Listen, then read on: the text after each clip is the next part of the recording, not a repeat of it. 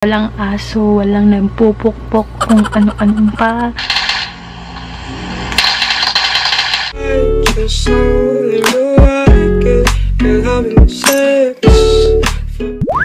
Hi guys! Welcome back to my channel. And for today's video, medyo bumubulong si Ate dahil hating gabi na at ako na lang ang gising sa aming pamamahay. Naisipan ko mag-vlog ngayon dahil tahimik ang kapaligiran. Walang maingay, walang tumatahol, walang tambucho, walang aso, walang nagpupukpok kung ano-anong pa. So, ang meron lang ngayon ay lamok at yung tunog ng aircon. Ang oras ngayon is 1:22 na po ng madaling araw. Ito yung time kung gusto nyo makita talaga. And ayan guys, for today's video or for tonight's video ay gagawa tayo ng video about Realme 3. So naka-charge siya dahil lobat na. Alam nyo ba, buong umaga isang charge lang yung ginawa ko and ngayon lang siya na-lobat. Even lagi akong may hawak na cellphone. So, sobrang long-lasting talaga ng battery ng Realme 3. So, ayun. So, for today's video, iti-test out natin yung gaming quality ng cellphone na ito. At Hindi ko alam yung mga proper terms sinasabi ko, pero ang gusto ko lang sabihin sa inyo, we are going to try and to test out yung capacity or yung quality ng cellphone na to pagdating sa gaming, dahil alam ko na sobrang dami ng Filipino and ibang tao na sobrang hilig ng cellphone. Sobrang dami ng tao naghahanap ng magandang cellphone pero affordable. So, ipapakita ko sa inyo kung paano ko siya ginagamit while playing PUBG. Don't forget to like and subscribe to my channel to see more videos of me, and thank you for watching.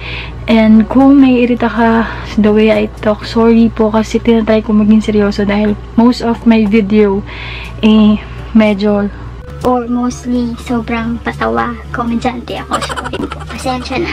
So, ayun, let's proceed to the main topic of this video. Open ko lang guys yung screen recording and pagpasensyaan nyo na dahil hindi ko maisigaw ng buong puso ko yung boses ko dahil ako na lang talaga yung gising dito sa bahay namin. So, ayan guys, naka-open na yung screen recording ko and naririnig yun na yung music. Patayin natin. So, ayan, naka-open na yung screen recording ko. Nag-ipit lang ako kasi sobrang init talaga. Hindi ko kayang pigilan. So, let's see. And, gagawin ko lang is solo. And then, after nun, yan, yung arcade, dun tayo sa quick match lang. And then, let's start. So, hindi talaga ako super galing dito, guys. Pero, minsan din naman. And, yeah. Makikita nyo dun guys kung gaano kabagal yung internet namin. Sobrang hina ng internet namin. Nasaan na siya? Waiting 8 seconds.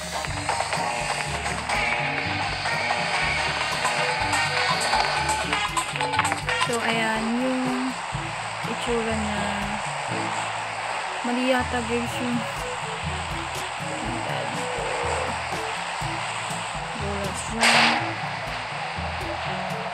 and kung makikita nyo guys, super HD, sobrang ganda ng graphics. Even sabi nila, yung 720 is not reasonable para sa price. Pero para sa akin, sobrang ganda na talaga. Sobrang linaw ng mga yung graphics ng mga games, sobrang ganda.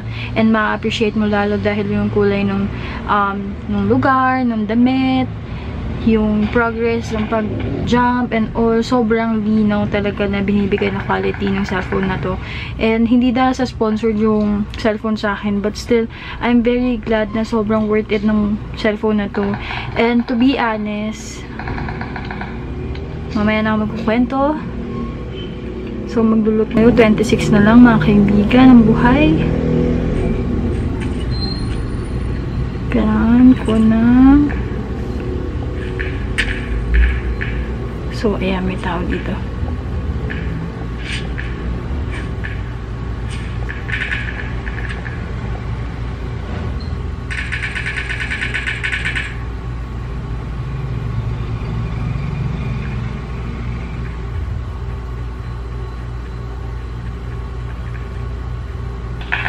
So, mga kaibigan, mananalo ko dito kakatakbo.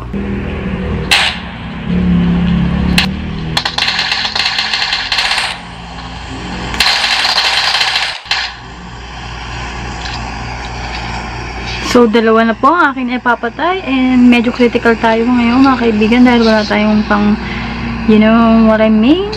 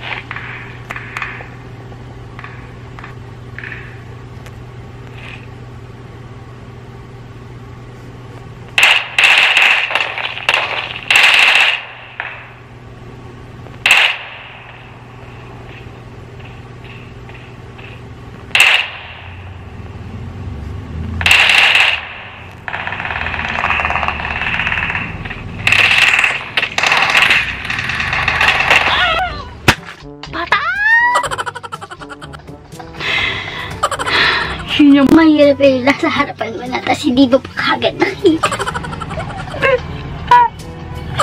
kagigil. Sabi ko sa inyo, malakas ako eh, no? Sabi ko sa inyo, namatay kagad si ate girl. Pero sabi ko, diba, malakas ako, pero hindi ngayon yung araw na yun. Sabi ko naman, nag-disclaimer naman ako na paminsan-minsan lang, hindi lagi. So, yung lagi na yun, hindi ngayon yun, hindi ako ngayon malakas. So, kung tignan yung performance ng Realme 3 pagdating sa gaming, dahil alam ko na sobrang dami naghahanap sa inyo ng budget phone. And kung nakita nyo guys, sobrang ganda and smooth nung takbuhan nung laro ko sa PUBG and walang lag. Kahit kung makikita nyo guys, yung signal ng wifi namin sobrang bagal. Kahit naka-PLDT na kami. PLDT naman, baka naman. Dahil alam nyo, mas mabilis pa yung data ko kaya sa PLDT wifi namin. So, ayun. Nakita nyo na yung progress. Walang lag, wala akong naging problema. Even sa pagtatouch ng screen, sobrang smooth talaga. And sa sounds, siguro ang masasabi ko lang sa Realme 3, yung dito, sobrang dapat hindi nandito siguro yung speaker. Kasi lagi siya natatakpan or nadadali. Pero, okay lang din. Yun lang din yung napapansin ko na parang sobrang bilis matakpan ng music. Pero, hindi naman yung big problem pagdating sa cellphone, 'di ba?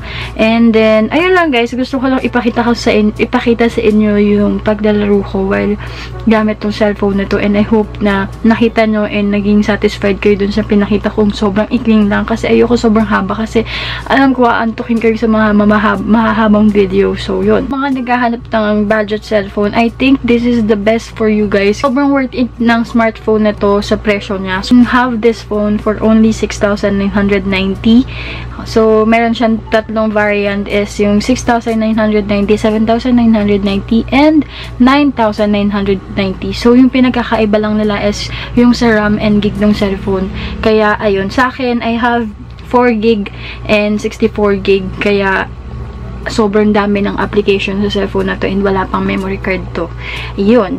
And, I hope na nakatulong ako and sobrang ganda talaga ng cellphone na to. And, if you have a lot of questions, just comment down below. And if you have any suggestion also, comment nyo lang yan. Try natin gawin as long as hindi pa ako busy. Dahil ngayon ay tapos na ako sa thesis namin. Tapos na ako sa OJT Go. Kaya nandito na naman ako. Tambay mode ako. And ayun, waiting game na lang po tayo sa ating graduation. So that's all for today. And I hope you like this video. And thank you for watching. God bless you. Ingat kayo palagi. Salamat. Bye!